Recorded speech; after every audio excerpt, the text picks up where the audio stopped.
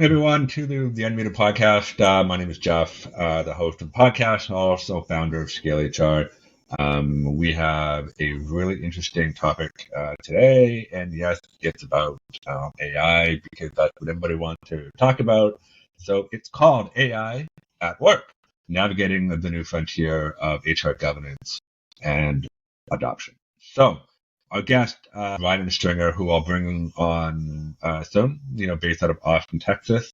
And I'll bring her on in just a minute. But just to, remind everybody, the podcast lives on the website, GoScaleHR.com, also on our YouTube channel as well. And we talk about all things HR, talent, HR tech, and the world of work. So this topic here is all about AI governance and adoption, which is actually a really interesting topic that has come up quite a bit this year, obviously for various reasons. And so, and I mentioned many times before, AI is evolving at the speed of light and basically, changing every aspect of our life, which includes HR, so work, the world of work, hiring, HR operations, and so on and so. And it's really transformed how we practice, but also think about HR going forward. I mean, it had a huge impact. And while there are some challenges and concerns and worries, it's been pretty awesome to see some of the positive outcomes of AI. And so, obviously, inside of HR, there have been many different use cases when it comes to chatbots, that are powered by AI, enhanced analytics, predictive analytics, growth of AI-driven learning, development. I mean, these are only some of the things that have really happened within the world of HR, from an AI perspective. And we're just tipping the iceberg. Like, we're just at that starting point. And I think there's a lot of movement and a lot of interest and some excitement. But with great power comes great responsibilities, right? So, bringing in AI isn't as simple as just doing it, right? So you have, there are a lot of challenges, ethical considerations, dealing with system bias, fairness, privacy, employee privacy, data privacy, and then just overall governance. And so there's a lot going on here. We're going to break it all down. Ryman Stringer, as I mentioned, based in the beautiful city of Austin, Texas, which I had the opportunity to go to about a month and a half ago. Loved every bit of it, except for the bad weather, monsoon rain, tornado warnings, and all the bit. But it is what it is. And so Ryman's going to break it all down for us from this topic. And so Ryman, welcome to the show. Thank you. I'm happy to be here. And it's much sunnier. Exactly. So before we dive into the actual theme and topic here, maybe you want to give our audience a bit of a taste of what you do. Yeah. So right now I'm the director of people at a company called Kung Fu AI. We are essentially an AI and engineering focused management consulting firm. We work on a variety of different things. We'll work on defining strategy for companies, specifically around AI.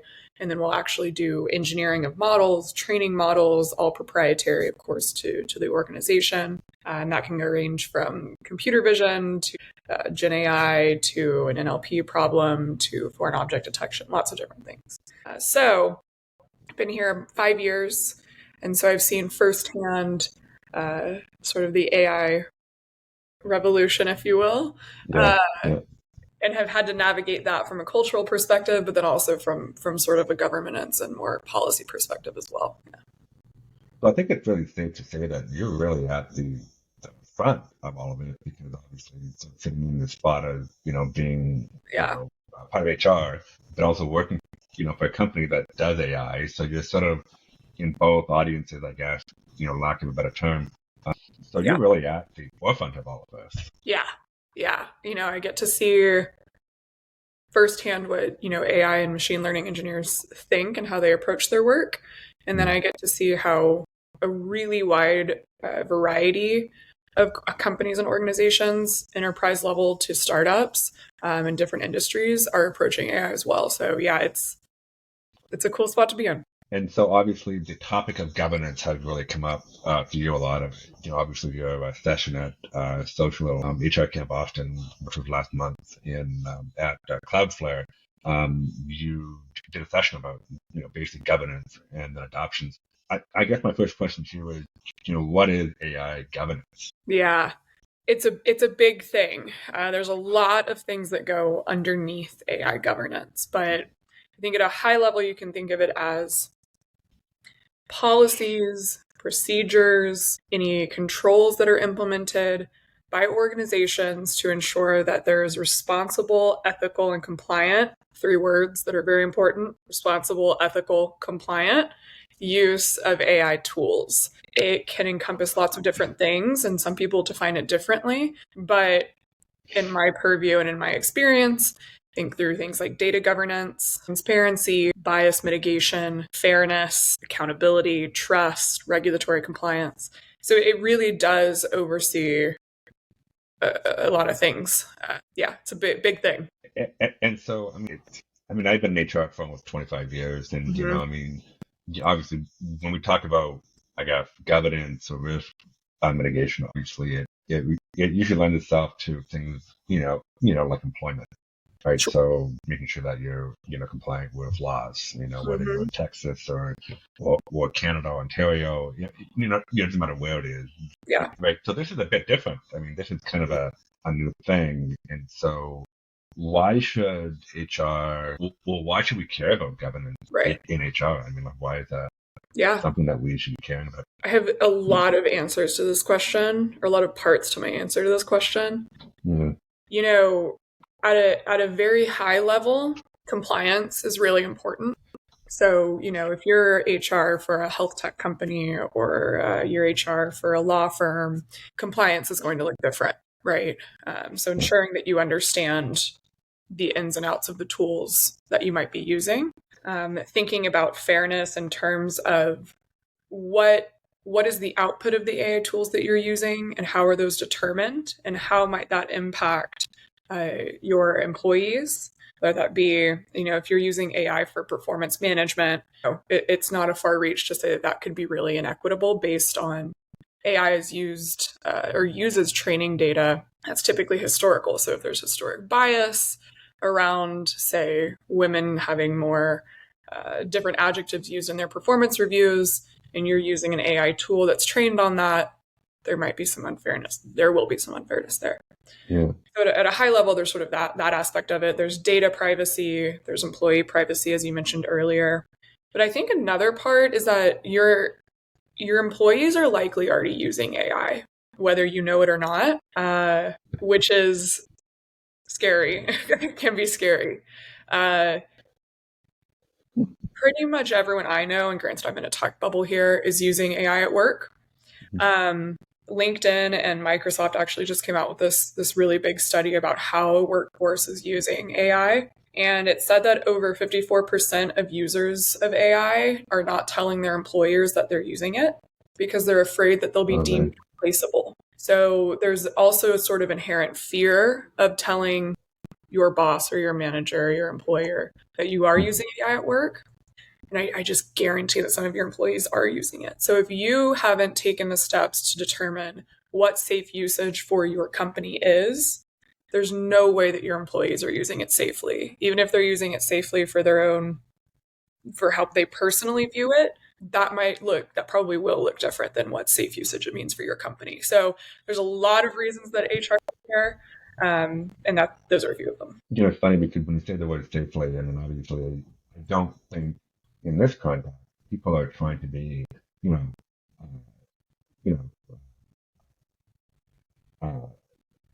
malicious or trying to do anything that is unsafe or wrong, or they just don't know what they don't know. That's really what the core is. And we've done some research recently. Anything that you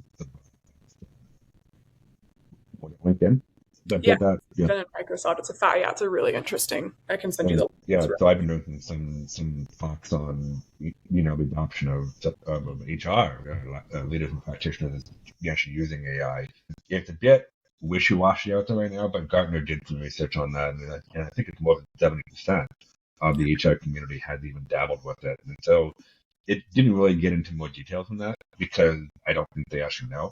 Mm-hmm. But if, say it's true, like say it's off by 10% due to margin of error, you're still looking at a significant population of the North American, HR community that have dabbled with it in some way. And the chance of them dabbling is probably some public-facing platform like Chat, GPT, Gemini by Google, Yep. whatever. I mean, Kendo got AI, which is one of my favorite, is better because it actually is, behind the Mm-hmm. sign-in wall, which I guess has an element of security and privacy. But it's really interesting, and so obviously it's with so many new tools popping up out there, both paid tools, free tools, publicly accessible tools, not. It feels a bit like the Wild West out there a little bit, and I say that pun intended because because you're in Texas. Um, but it's so easy for people to just jump onto a new website or a platform and just start using it, right?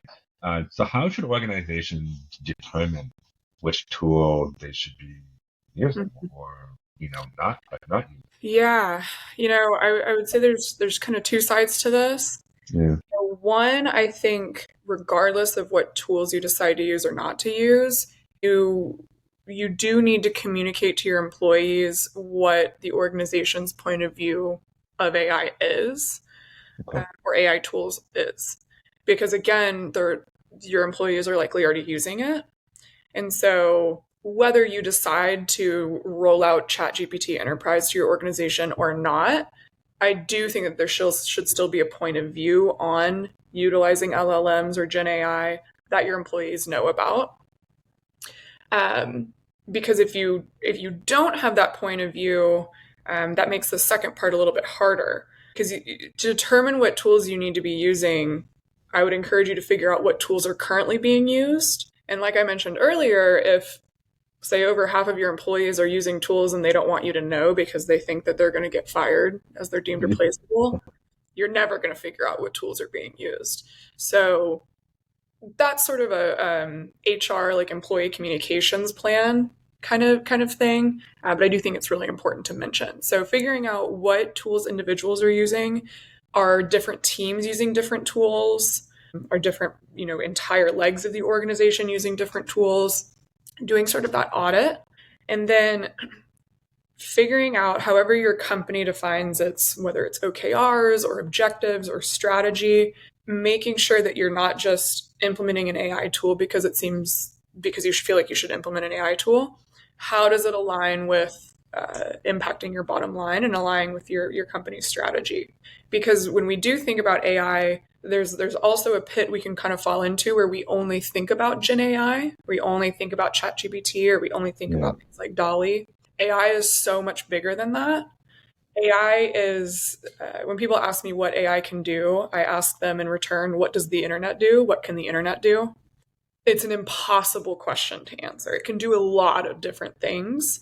And so taking a step back, ensuring that your employees know what the organization's very high level point of view on AI is, auditing what tools are currently being used, and then understanding using the right people on your team, technical, IT, legal, whatever, figuring out what tools are available to help you impact your bottom line in the way that your company needs you to.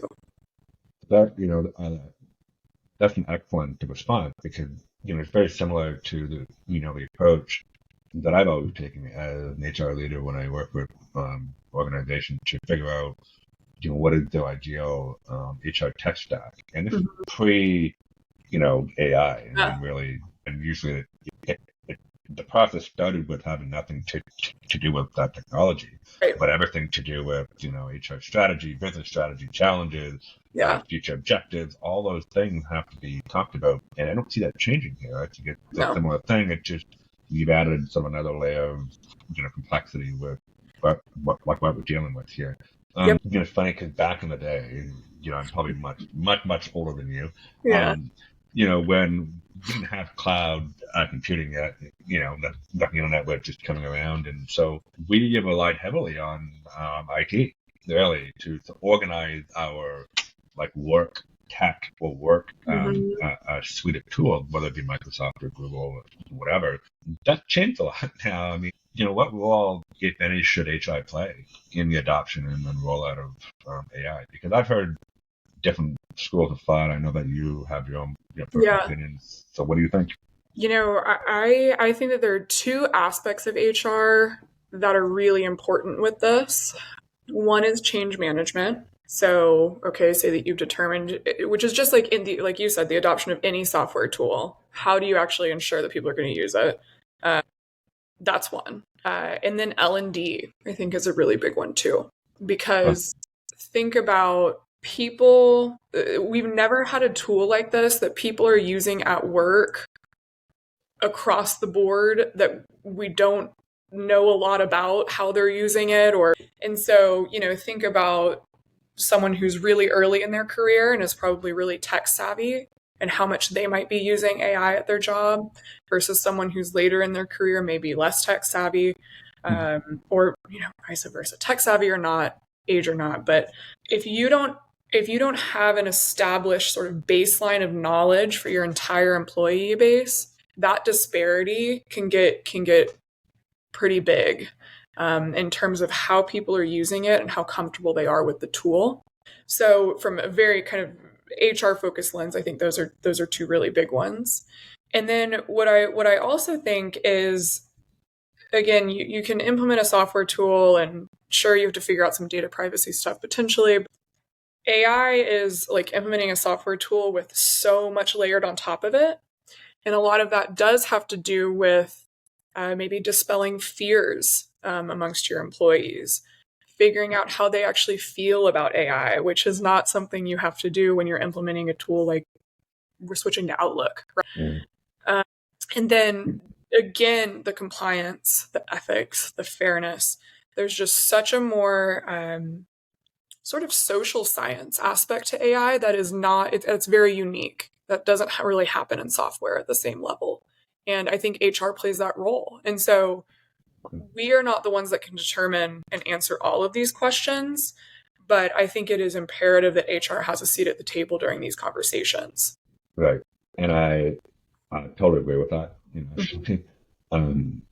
Where those days are gone where we're like, okay, IT, you figure it out. And I actually thought it was weird back then too, even doing that, because I'm like, how do they even know what we need or don't need? I mean, Right.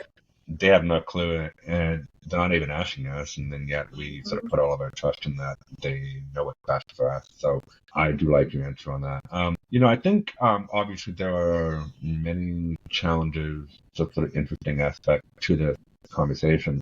What do you say is the biggest? So the number one biggest challenge HR faces when adopting AI, and then how can it be overcome? I would say that the biggest challenge is trying to wrap your head around the breadth, the impact that AI can have.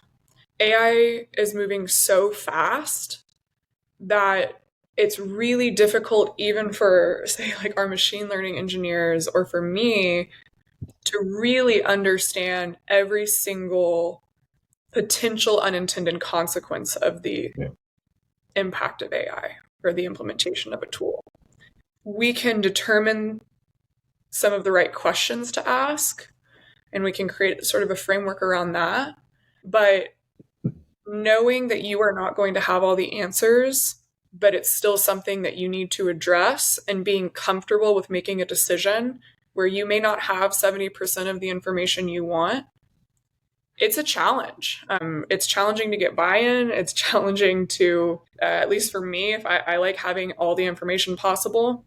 Like you said, we are in the Wild West. There's a lot of unanswered questions. There's a lot of opinions among people, which are your employees, your teams. There's just a lot to navigate, and it can feel overwhelming. So it might not be as tangible of a response in terms of a challenge, but I would say that. And I totally understand that.